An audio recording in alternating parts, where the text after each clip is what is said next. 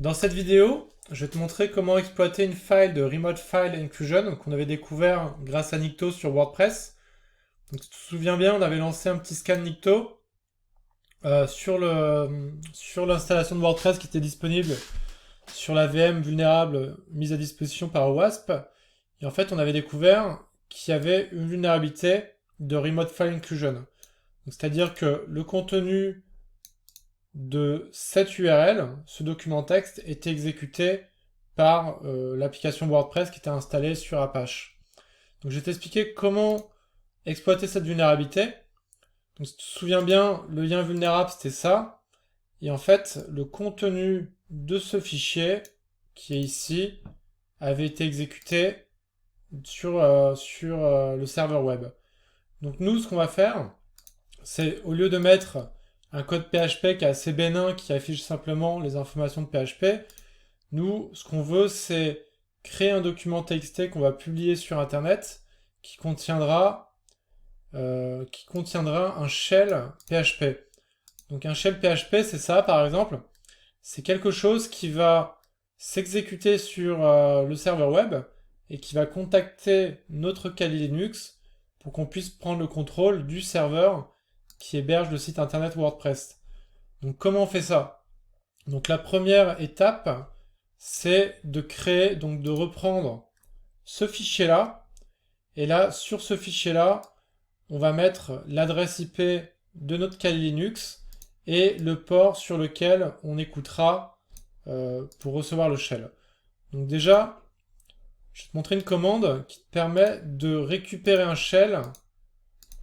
Donc on va utiliser netcat et en fait on va écouter sur l'IP de Kali Linux sur le port 99 pour s'il y a des ordinateurs qui essayent de se connecter sur ce port.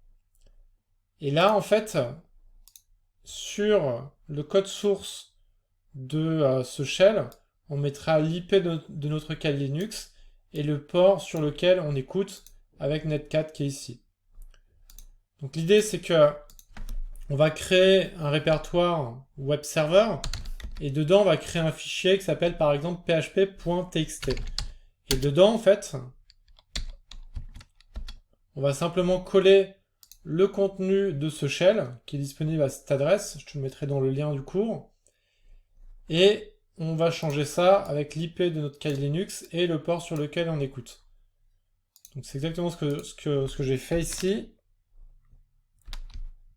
L'IP de mon Kali Linux c'était cette IP là et j'écoute sur le port 99.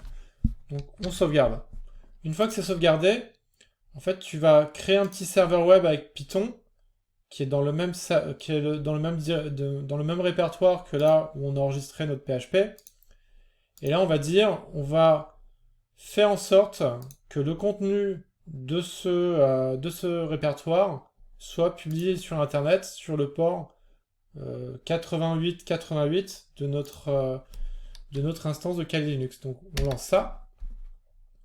Et en fait, si tu remarques bien, par exemple, si on prend cette adresse-là et qu'on la met sur...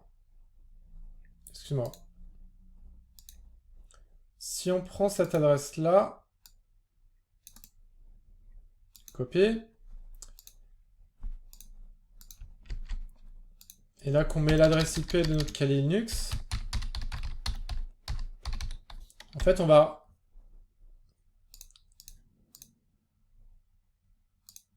excuse-moi,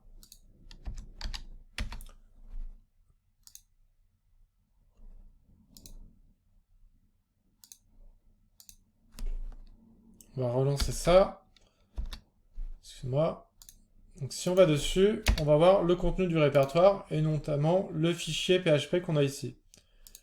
Donc l'idée, c'est que nous ce qu'on va faire, c'est qu'on va prendre cette URL là et en fait on va la mettre à la place du lien qui est ici. Voilà.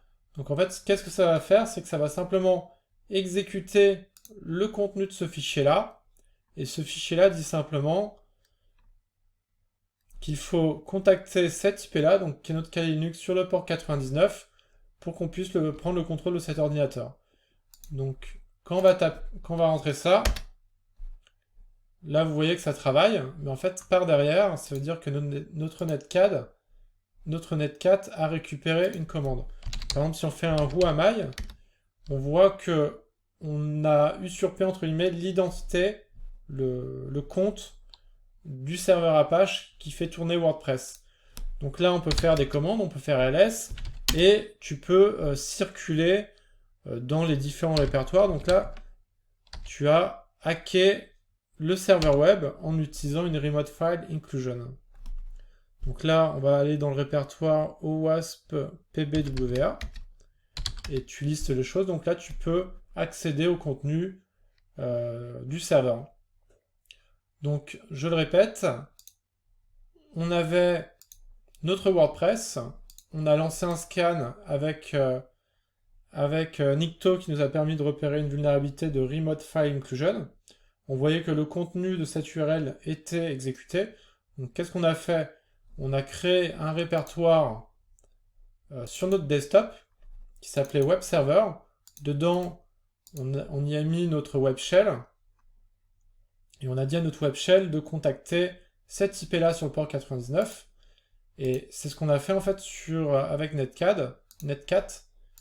On était en écoute avec Netcat, excuse-moi. Voilà, avec Netcat, ici on était en écoute sur le port 99. Ce qui fait que quand on a mis le contenu de ce web shell à ce niveau-là, le web shell nous a recontacté et ça nous a permis finalement d'avoir une ligne de commande à distance sur ce serveur. Voilà, j'espère que ça t'a plu.